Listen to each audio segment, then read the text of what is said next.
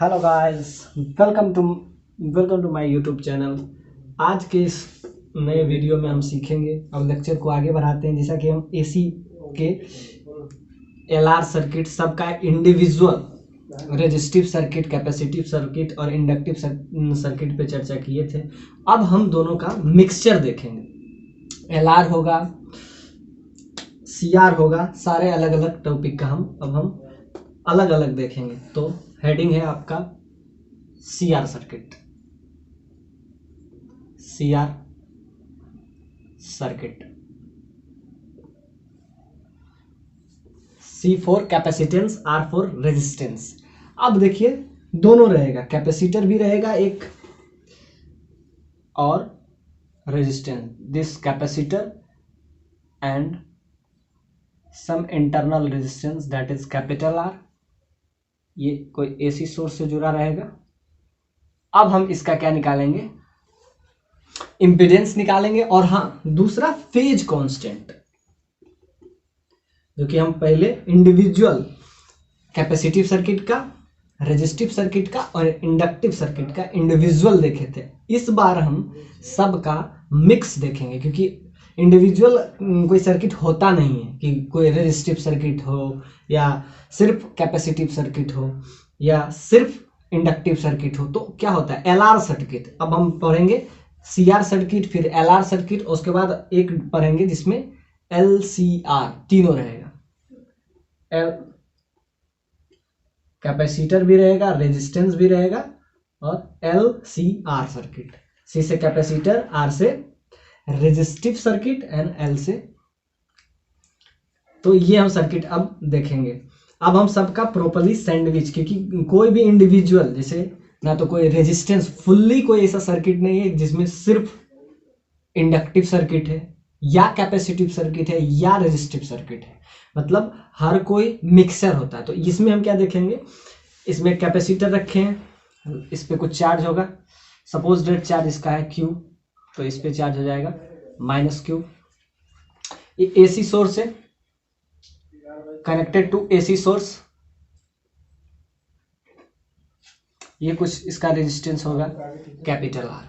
अब हमको क्या निकालना है, इसमें हम देखेंगे फेज कांस्टेंट, फेज कांस्टेंट सबसे इंपॉर्टेंट है, फेज कांस्टेंट। उसके बाद हम देखेंगे फेज कांस्टेंट देखेंगे, उसके बाद हम देखेंगे करंट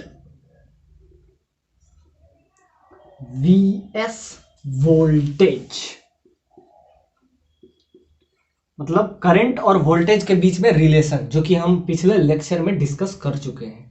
सो आई होप आप समझ पाए हो। तो उसको इसमें भी देखेंगे, क्योंकि अब कोई इंडिविजुअल सर्किट एक्चुअली में होता नहीं है प्रैक्टिकली। तो हम पहला देखेंगे फेज कांस्टेंट पे चर्चा करेंगे, उसके बाद करंट और वोल्टेज के बीच में हमको क्या निकालना है, relation between current end voltage and phase constant in this capacitive resistive circuit. इसी को सीआर सर्किट हमने। उसके बाद हम देखेंगे इम्पीडेंस। थर्ड पॉइंट हमारा रहेगा इम्पीडेंस। इम्पीडेंस ऑफ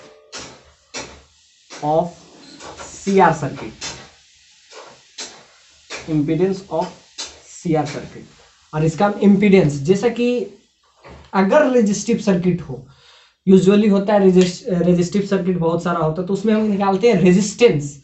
अब हम रेजिस्टेंस कब नहीं कहते, अब होता है इम्पीडेंस, क्योंकि अब इसमें कैपेसिटर आया, उसका भी कुछ ना कुछ रेजिस्टेंस होगा, इंडक्टर आएगा, कुछ ना कुछ उसका भी रेजिस्टेंस।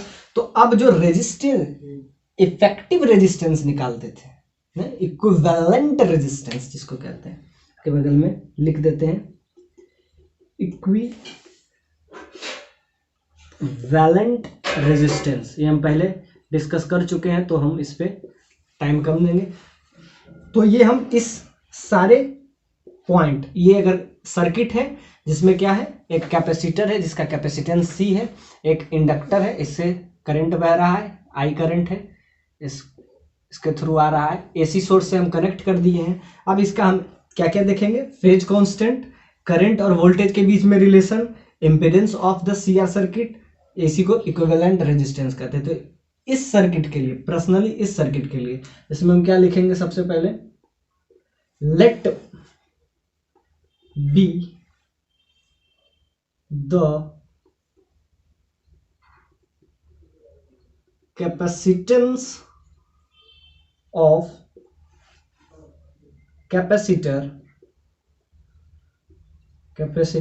capacitor C, इसका कैपेसिटेंस क्या है? C, having charge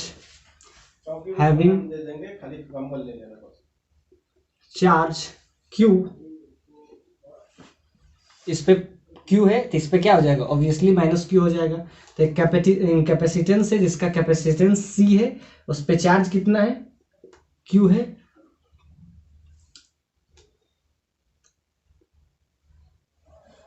और ये रेजिस्टेंस जिसका क्या है? R है। यहां पे देखिए, let be the capacitance of capacitor C having the charge Q, और क्या है? रेजिस्टेंस कैपिटल R, इसका रेजिस्टेंस हम मान लिए हैं कैपिटल R, आर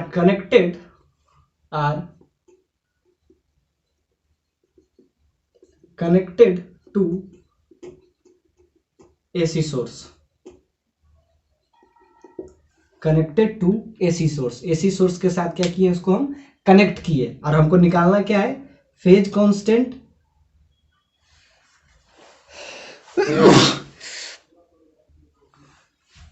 आइए, तो देख रहे थे ये आपका सर्किट है, और हमको इस सर्किट से हमको निकालना है phase constant, current VS, voltage, और impedance of this CR circuit. तो अब हम इसको, ये तो बस थ्योरी था, अब हम इसको डील करते हैं कि इसको हम किस तरह से डील करेंगे। अब हम देखेंगे दोनों के बीच, करंट और वोल्टेज के बीच, करंट लीड्स बाय π/2। करंट जो है वोल्टेज से π/2 लीड करता है। अब कैसे करता है ये हम देखेंगे, ग्राफिकल रिप्रेजेंटेशन। ये आपका है एक्स एक्सिस, ये आपका वाई एक्सिस। आपको क्या निकालना है? ये एक्स एक्सिस है और ये वाई एक्सिस है। आपको बस इसमें निकालना है, इसमें हम रेजिस्टेंस को, रेजिस्टेंस है इधर, और इस डायरेक्शन में 1/ω/C, ये आपका हुआ, इसको कहते हैं जेड। इसको जेड बोलिए, या इसको पढ़ते हैं हम लोग reactance of capacitor, reactance of capacitor, इसको रिएक्टेंस, इसको रेजिस्टेंस। अब हम देखते हैं, तो इसमें लिखते हैं इसी को, इसमें एक्स डायरेक्शन में, एक्स एक्सिस पे रेजिस्टेंस को, और वाई एक्सिस पे हम किसको डिनोट किए हैं? Reactance of this capacitor. अब हमको निकालना है इसमें, let's we have to find the phase constant. और जैसा कि इन दिस की, अब इसको स्टार लगा के लिख लीजिए, in CR circuit, in CR circuit capacitance और रेजिस्टेंस का दोनों, इन CR सर्किट 10,000 होता है, current leads by, current leads voltage, current leads voltage by π/2। ये इस पॉइंट, ये बहुत ही स्टार पॉइंट है, ये हमेशा याद रखना है। कब याद रखना है? जब सीआर सर्किट की बात हो, जब सीआर सर्किट कैपेसिटेंस और रिएक्टिव सर्किट की बात हो तो current leads the voltage, current जो है लीड करता है, कितना से करता है, π/2 से। इसलिए हम इस डायरेक्शन वाई एक्सिस पे किसको डिनोट किए हैं, वाई एक्सिस पे रिएक्टेंस ऑफ कैपेसिटर और एक्स एक्सिस पे हम किसको डिनोट किए हैं, एक्स एक्सिस पे रेजिस्टेंस। तो यहाँ से ये देखता है। अब हमको निकालना है फेज कांस्टेंट। जैसा कि हम बताए थे, we have to find the phase constant. Voltage और रिलेशन, वोल्टेज और करंट का रिलेशन तो हमको पता चल गया कि इस केस में करंट जो है π/2 से लीड करता है, जैसा कि हम पहले बता चुके हैं। सो अगर ये लेक्चर समझ में नहीं आ रहा है तो प्रीवियस लेक्चर देखिए, एलसीआर सर्किट पूरा हम बता चुके हैं। तो in this particular case capacitive and resistive circuit के में करंट जो है, current leads voltage, current leads voltage by π/2। ये इसका स्टार पॉइंट है, आप इसको हमेशा की तरह याद रखें। करंट लीड्स वोल्टेज बाय π/2, π/2 से, इस केस में π/2 से लीड करता है। अब ध्यान से देखो, आइए कब, सीआर सर्किट में, जैसा कि हम प्रीवियस लेक्चर में पूरा हम डिस्कस किए इंडिविजुअल, जबकि इंडिविजुअल फैक्टरिंग होता नहीं है, इसीलिए हमको डिस्कस अब दोनों को सैंडविच करना पड़ेगा। रिएक्टिव सर्किट भी रहेगा, कैपेसिटिव सर्किट भी रहेगा, इंडक्टिव सर्किट भी रहेगा। तो अब हम दोनों को सैंडविच करके लिखते हैं। अब हमको निकालना क्या है, दूसरा हमारा निकालना था फेज कांस्टेंट, जिसको कहते हैं टेन थीटा। अब ध्यान से देखिए, इस केस में अगर हम समझें, ये आपका अगर फाई है तो यहां से अगर हम इसको परपेंडिकुलर डालें तो ध्यान से देखिए, इसको जेड से डिनोट करते हैं, इसको रिएक्टेंस। ये आपका हो गया, दिस इज जेड, क्योंकि ये जेड है तो ये जेड हो जाएगा। सिंपल है, सिंपल सा कोऑर्डिनेट ज्योमेट्री का ये क्वेश्चन रह गया। अब ये देखिए, इतना हो जाएगा आपका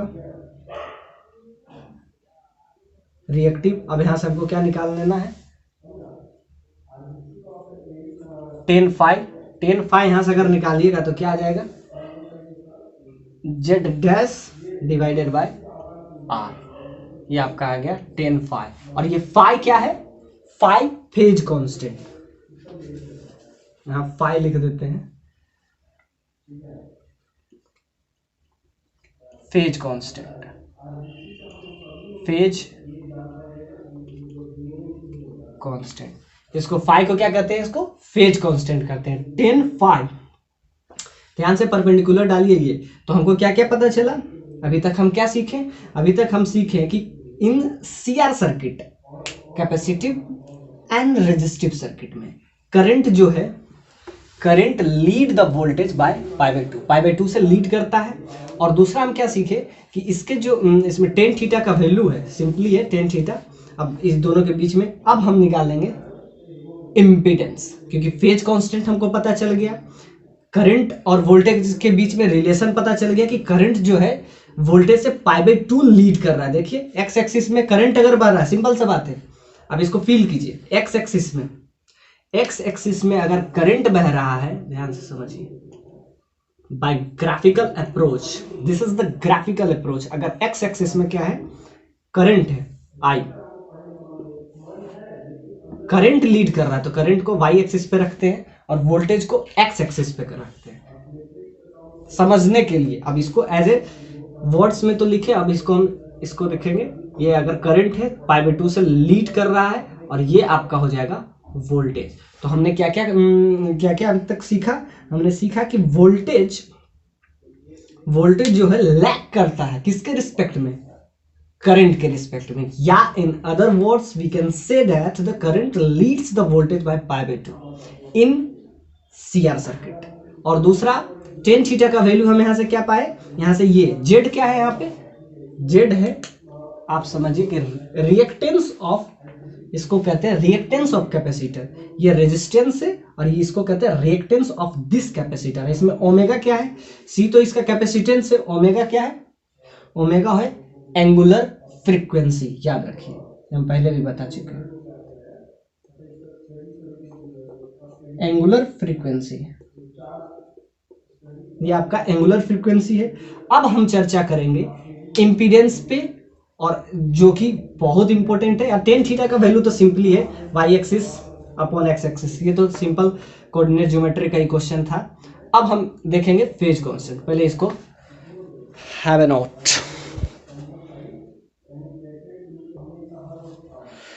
आइए देख रहे थे, ओमेगा है एंगुलर फ्रीक्वेंसी आरसी सर्किट में, ये इंपॉर्टेंट है। C R, in C R circuit current leads the voltage by pi by 2, और बाकी क्यू चार्ज है, बाकी तो टेन थीटा। अब हमको निकालना है इम्पिडेंस, जो कि इंपॉर्टेंट है। इस ये वाला साइड उड़ा देते हैं। आप दोनों के बीच में रिलेशन जब तक पता हो, इम्पिडेंस पता हो, तो आपको उसका आरएमएस वोल्टेज, आरएमएस करंट सारा निकल जाएगा। अब हमको क्या निकालना है, impedance. Impedance of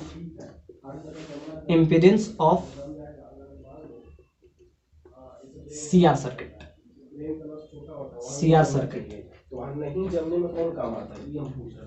impedance of CR circuit. इसका इम्पीडेंस अगर हम निकालते हैं, impedance of CR circuit root over, ध्यान से देखिए, एक एक्स एक्सिस पे था, ध्यान से देखिए, इसका ग्राफ हमेशा इंपॉर्टेंट है, इसीलिए ग्राफिकल अप्रोच ज्यादा इंपॉर्टेंट होता है। ये तो बस यहाँ से ये बता रहा है कि करंट जो है लीड कर रहा है वोल्टेज को पाई बाई 2। तो सिंपल सा बात है, अगर रेजिस्टिव सर्किट के थ्रू करंट बह रहा है तो ध्यान से देखिए, ये अगर एक्स एक्सिस पे हो, दिस इज वोल्टेज, अगर यहाँ हो तो करंट को यहाँ होना पड़ेगा। और दूसरी हम क्या सीखे कि इसमें हम रेजिस्टेंस को रखते हैं और इधर को किसको, रिएक्टेंस को रखते हैं। इसको रिएक्टेंस ऑफ कैपेसिटर, ये हुआ आपका क्या, रेजिस्टेंस। इसको क्या कहते हैं, रिएक्टेंस। एक रेजिस्टेंस है और एक रिएक्टेंस। यहां से दिख रहा है कि कितना से लीड कर रहा है, पाई बाई 2 से, हमेशा याद रखिएगा। अब हमारा निकालना आसान है। जब एक वेक्टर दूसरे वेक्टर के पाई बाई 2 होता है तो simply root over A square plus B square, तो root over R square plus इसका जेड डैश क्या निकाले थे, जेड डैश का वैल्यू होता है 1 बाय ओमेगा इंटू सी। ये हमेशा याद रखिए। इसको क्या पढ़ते हैं, reactance of capacitor, Z dash को रिएक्टेंस ऑफ कैपेसिटर, हमेशा याद रखिए, इट्स वेरी इंपॉर्टेंट। अब हमको इस सीआर सर्किट का इम्पीडेंस का मतलब है उसका रेजिस्टेंस, ओवरऑल रेजिस्टेंस। अब ध्यान से देखिए, इसका जेड स्क्वायर लिखेंगे,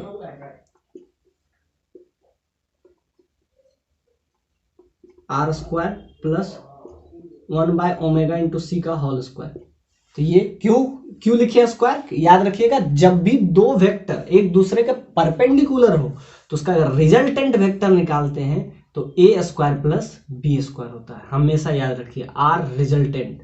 ये देखिए, दोनों का एक एक्स एक्सिस पे था क्या, एक एक्स एक्सिस पे है, दूसरा वाई एक्सिस पे है। तो एक्स एक्सिस पे कौन सा था, रेजिस्टेंस, वाई एक्सिस पे क्या था, रिएक्टेंस ऑफ कैपेसिटर। तो एक्स एक्सिस पे था, वाई एक्सिस पे साइन कॉस 90 जीरो हो जाता है। तो इस केस में हमेशा याद रखिए, कब, जब theta equal to pi by 2, कब, A root over A square plus B square, जब थीटा बराबर पाई बाई 2।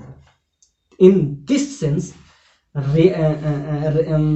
इसका resultant vector A square plus B square, ये आपको पहले बता चुका होगा।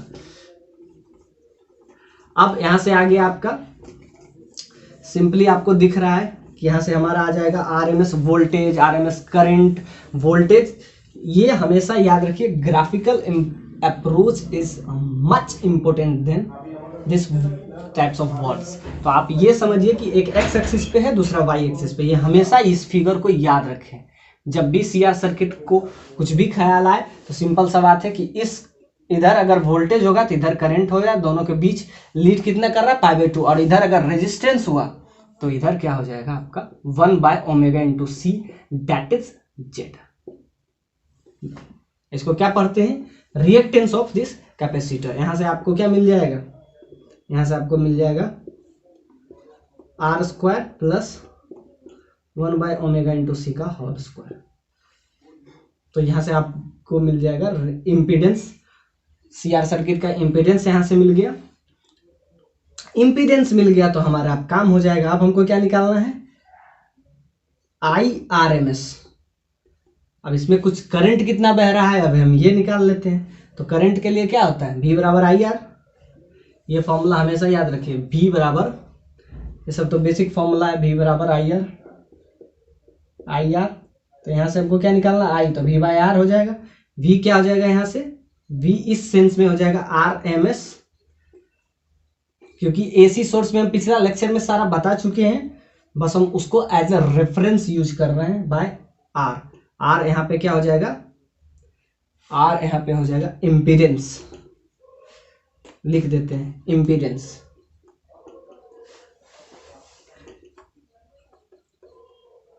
Impedance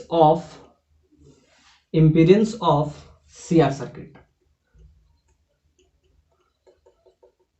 impedance of CR circuit. यहां से IRMS निकल जाएगा आपको ERMS बाय, यहां से आपको इम्पीडेंस बस एज ए पुट कर दीजिए, put the value and get the result, omega into C का होल स्क्वायर। यहां से टेन थीटा का वैल्यू क्या आ गया था, याद रखिए, यहां से आपका आ गया टेन थीटा का वैल्यू,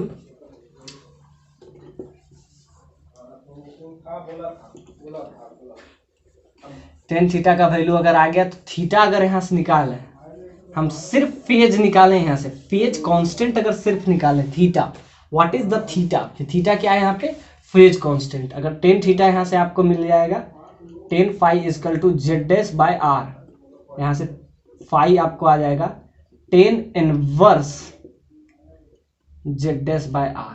ये हमेशा याद रखिए, ये जब भी फाई की बात हो, फाई क्या है यहाँ पे, फेज कांस्टेंट, फेज कांस्टेंट जब भी बात हो तो यहां से शुरू होगा। अब हम इसका जनरलाइज इक्वेशन लिखेंगे। अब देखिए हमको करंट मिल गया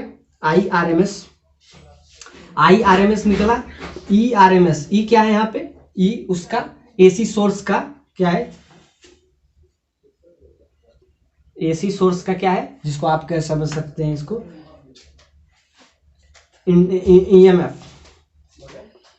EMF of AC source.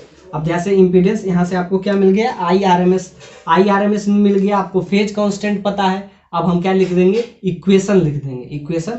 Phase constant he important है, ये हम पहले निकाल चुके हैं। अब हम लिख देंगे इस पे जनरल इक्वेशन, जैसा कि जनरल इक्वेशन आपको पता होगा, पिछले लेक्चर में हम पूरा जनरल इक्वेशन पे ही पूरा चर्चा किए। ये इम्पीडेंस निकाल लिए और यहां से फेज कांस्टेंट का वैल्यू हम ये यूज करेंगे, और उसके बाद हम जनरलाइज केस करेंगे। IRMS बराबर ERMS divided by √/R² plus 1/ω into C का होल स्क्वायर। यहां से ये आ गया, और यहां से देख लीजिए IRMS है टेन थीटा में। अब Z' का वैल्यू क्या है, Z' का वैल्यू हम बता रहे हैं 1/ω इंटू सी, पुट लेंगे तो यहां से हमारा फाई का वैल्यू आ जाएगा टेन इनवर्स 1/ω इंटू सी बाय R। अब ये R है, अब हम इसको एज ए वैल्यू याद रखेंगे।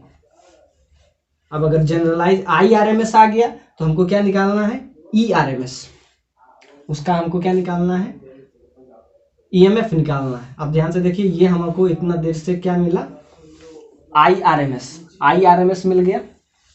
अब यहां से हमको निकालना है ERMS, जैसा कि पता है आपको, V बराबर IRMS, V बराबर IR, R यहाँ क्या हो जाएगा, R यहाँ हो जाएगा Z डैश, यहाँ से भी आप निकाल सकते हैं। तो ERMS का वैल्यू हो जाएगा, IRMS का वैल्यू यहाँ से आ गया, यहाँ से आप निकाल सकते हैं। तो यहाँ से Z, वही इक्वेशन आ जाएगा। अब हम इसका जनरलाइज केस लिखते हैं। ERMS का जनरलाइज केस क्या होता है, पिछले लेक्चर में हम बता चुके हैं। ERMS होता है E note sine omega T, ये हमेशा याद रखिए, ये तो हम पिछले लेक्चर का स्टार पॉइंट यही था। ERMS का जो वैल्यू है ये आया था। तो सिंपल सा बात है, ERMS के लिए यहाँ पे E नोट क्या होता है, पीक करंट, पीक वोल्टेज,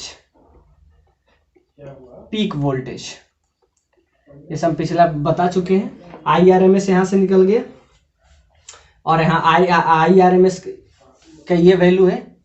तो यहाँ से हम उसका जनरलाइज केस, क्योंकि हमको फेज कांस्टेंट भी पता चल गया, अब हमको इम्पीडेंस भी पता चल गया, अब हमको ये भी पता चल गया करंट जो है π/2 से लीड कर रहा है। अब हम उसका जनरलाइज इक्वेशन लिखेंगे, किसका, CR सर्किट का generalize equation.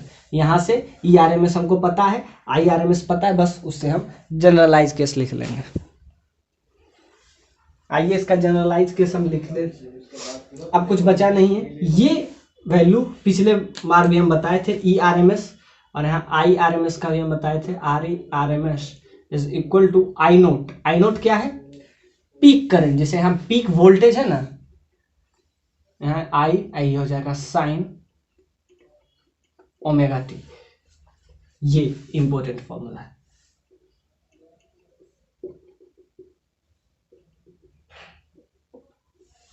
It's very important. IRMS is equal to this value. अब जैसा कि आपको फेज कांस्टेंट भी पता है, तो आप इस यहां से आप वैल्यू निकाल सकते हैं बहुत ही आसानी से। इसका जनरलाइज केस जब भी बात करें तो ये आएगा IRMS यहां से आ जाएगा I naught sine omega t. I naught है peak current sine omega t plus phi. अब फाई क्या है, जैसा कि हम बता चुके हैं, फाई क्या है यहाँ पे, फेज कांस्टेंट, फेज कांस्टेंट है। यहां से IRMS निकल जाएगा I naught sine omega T. Phi का वैल्यू यहां से हम निकाल लिए थे, क्या आया, 10 इनवर्स 1/ωc इंटू R। ये आपका वैल्यू है। अब ये वैल्यू अब हम हमेशा याद रखेंगे। ये इक्वेशन जैसे कि ERMS है, RMS I naught sine omega t plus, कहे थे ना करंट लीड करता है, लीड कितना से करता है, π/2 से।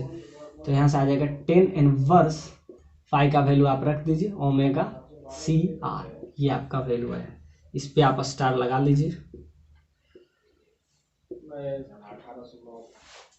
It's very important. I think इसके RC सर्किट के जो भी क्वेश्चन आएंगे, आई होप इतना कंसेप्ट काफी है।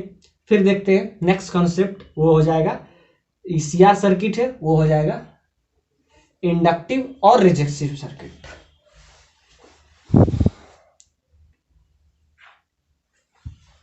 इसको हम और थोड़ा सा बढ़ा देते हैं, क्योंकि पीक करंट है, यहां से सारा चीज निकला हुआ है। This value is more comfortable for problem. IRMS को थोड़ा सा और रखें, IRMS I नोट क्या है, पीक वोल्टेज है, इसको हम लिख देते हैं peak current, maximum current, peak current sine omega t plus 10 inverse 1/ωc/R। अब ध्यान से देखिए आई नोट, ये हम पहले बता चुके हैं, V बराबर आई आर।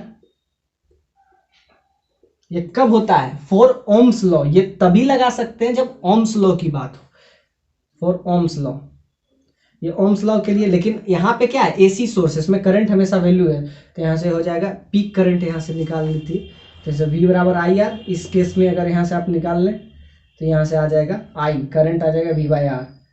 तो V इस केस में क्या है, पीक वोल्टेज क्या है, पीक वोल्टेज आपका ई नोट है, divided by R, resistance, impedance कितना है, इम्पीडेंस मेरा क्या आया था, R square plus 1 omega into C का होल स्क्वायर, ये आपका आ गया। और बाकी क्या है, sine omega t plus 10 inverse 1/ओमेगा सी आर, ये आपका हो गया value. This is the main result. अब ये रिजल्ट आप हमेशा याद रखेंगे। ये हुआ आपका जनरलाइज केस, ये भी था। और यहां से बस ये पीक करंट का वैल्यू क्या आएगा, आई नोट। आई नोट क्या है, इसको कहते हैं peak voltage, peak voltage divided by resistance. Resistance इस केस में क्या हुआ, इंपीडेंस, इंपीडेंस का वैल्यू क्या हुआ, √R² प्लस 1/ओमेगा सी का whole square, sine omega T. और यहाँ फाई क्या है, यहाँ पे फेज कांस्टेंट है, phi is nothing but phase constant. So I hope this is the clear for CR circuit and have a look for inductive and resistive circuit.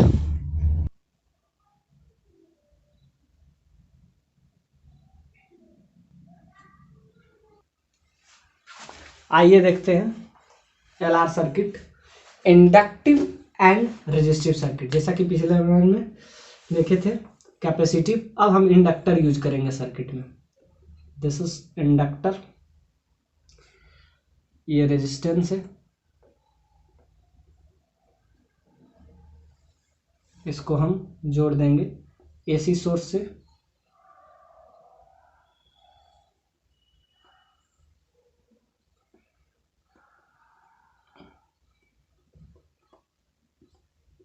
ये हुआ आपका एसी सोर्स से जोड़े। ये क्या है, इंडक्टर, एल से इंडक्टर है, आर से रेजिस्टर है। आपको क्या निकालना है, वही सेम क्वेश्चन, सेम रिजल्ट आपको निकालना है। Phase constant, we have to find the phase constant. Impedance, या इम्पीडेंस से पहले voltage Vs, voltage Vs, voltage Vs, current relation, फिर देखेंगे क्या, वोल्टेज और करंट, और उसके बाद हम क्या देखेंगे, impedance, impedance of LR circuit, impedance of LR circuit. इसमें हम करेंगे फिर वही क्वेश्चन, लेट बी, इसमें आई करंट बहेगा, आई, यहाँ भी करंट इस वे में कुछ ऐसा बहेगा। ये एसी सोर्स के साथ हम कनेक्ट कर दिए। Let B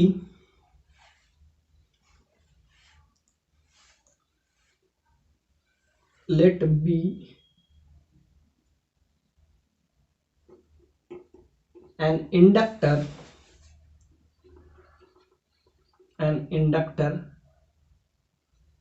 L,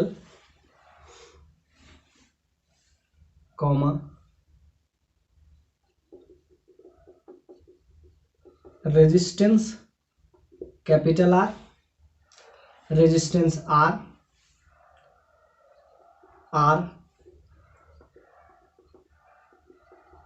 connected with AC source, connected with AC source,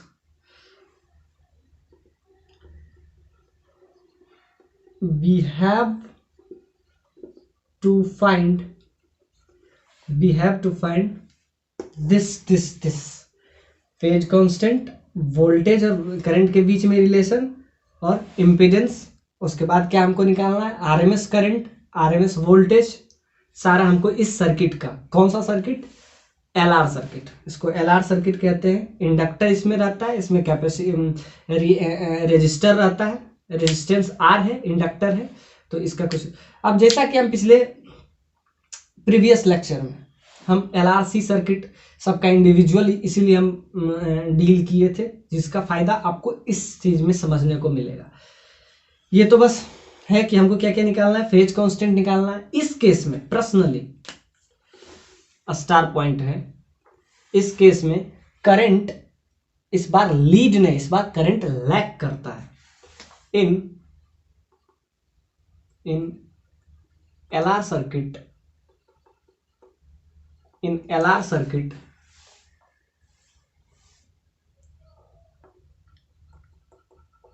current lags voltage, current lags voltage by pi by 2. In LR circuit current lags voltage by pi by 2. ये बहुत ही important है, it's very important. उसमें क्या कर रहा था, lead कर रहा था। वो कौन सा था, सीआर सर्किट। लेकिन जब हम एलआर सर्किट की बात करते हैं, in LR circuit current lags the voltage by pi by 2। Pi by 2 से क्या करता है, इसमें लैग करता है। तो इस केस में हमको लैग करता है, तो बाकी हम यहां से फेज कांस्टेंट निकल जाएगा, वोल्टेज और करंट के बीच रिलेशन, और उसके बाद हम इंपीडेंस लेंगे।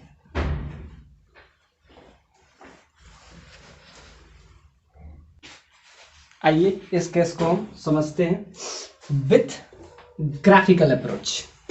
ये तो इनवर्स समझना है, अब कैसे लैग करता है ये अब आपको हम ग्राफ के थ्रू समझाएंगे। ये आपका हुआ एक्स एक्सिस, ये हुआ वाई एक्सिस। एग्जैक्टली अगर इधर हम आगे पीछे करें तो ये आपका हो जाएगा Z axis,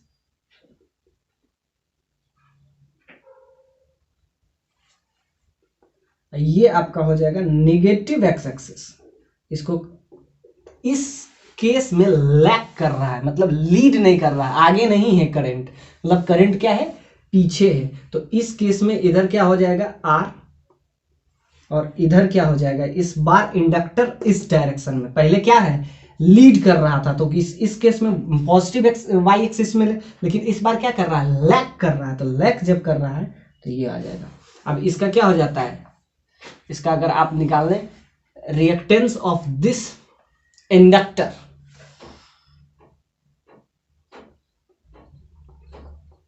reactance of an inductor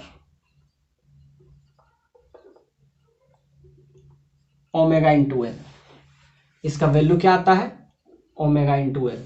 उसमें क्या होता था 1 बाय ओमेगा इंटू सी। इस केस में ये याद रखें, इसी को हम जेड डैश से डिनोट करेंगे। इस केस में reactance of an inductor, inductor का क्या है रिएक्टेंस, तो इसका क्या होगा, ये देखिए एक्स एक्सिस पे, इस केस में आ जाएगा ओमेगा इंटू एल। ये कहां, ये पॉजिटिव, तो ये हो जाएगा नेगेटिव, नेगेटिव बाई डैश, ये एक्स एक्स, तो ये हमेशा ये। अब हमको क्या निकालना है, फेज कांस्टेंट। ये रिलेशन से हम फेज कांस्टेंट निकालेंगे। समझिए कि रिजल्टेंट वेक्टर सपोज दैट इधर बना, एक्स एक्सिस के साथ अगर फाई एंगल बनाया, तो फाई क्या है यहां पे, फेज कांस्टेंट। फाई क्या है यहाँ, फेज कांस्टेंट। तो फाई का वैल्यू यहां से अगर आप निकालें तो 10 फाई अगर निकालें, तो इसको थोड़ा सा बाय ज्योमेट्री अगर आप समझ पाए तो ये आपका हो जाएगा, ये डॉटेड डॉटेड लाइन से ये आपका हो जाएगा इंडक्टिव सर्किट, तो ये हो जाएगा omega into L. Reactance of an inductor, तो ये आ जाएगा, इसकी को हम जेड डैश ले लेते हैं कुछ देर के लिए, जेड डैश ये आया, और डिवाइडेड बाय ये, this is small R that is resistance. अब जेड डैश क्या हो गया, जेड डैश का वैल्यू अगर आप ध्यान से देखें जो जिसका क्या आ जाता है यहाँ से omega into L divided by R, बस ये इम्पोर्टेंट। तो यहाँ से अगर थीटा का वैल्यू सिर्फ हम फाई निकालें, सिर्फ फाई, तो क्या आ जाएगा 10 inverse omega L by R. 10 inverse, यहाँ से अगर थीटा का वैल्यू आप फाई का वैल्यू फेज कांस्टेंट का अगर वैल्यू निकालें तो 10 inverse omega L by R, ये आपका आ गया क्या, इसको कहते हैं phase constant in this LR circuit. LR circuit का ये फेज कांस्टेंट है। तो ये हम इसका ग्राफिकल देखें। अब ध्यान से देखिए इंपीडेंस देखते हैं।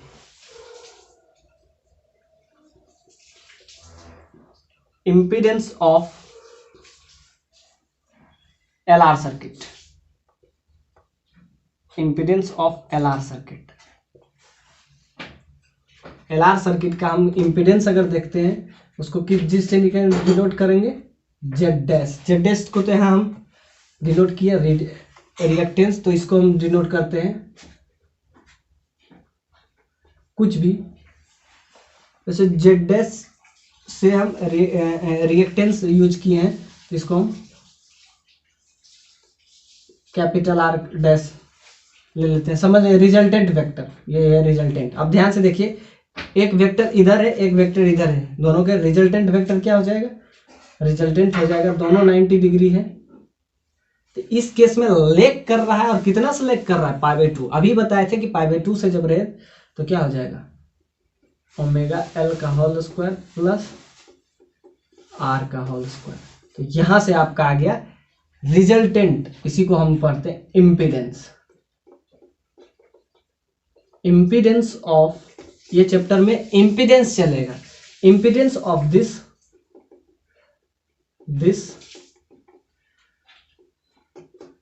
LR circuit.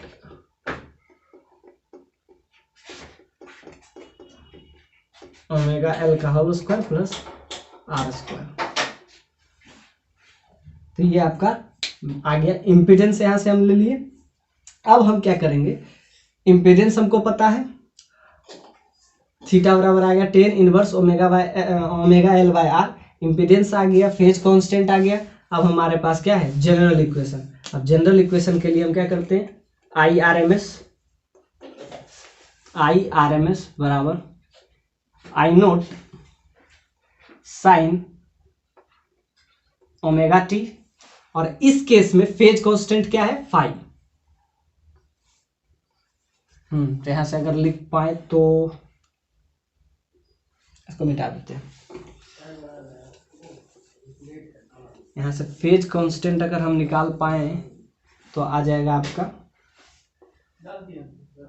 I R M S बराबर आई नोट साइन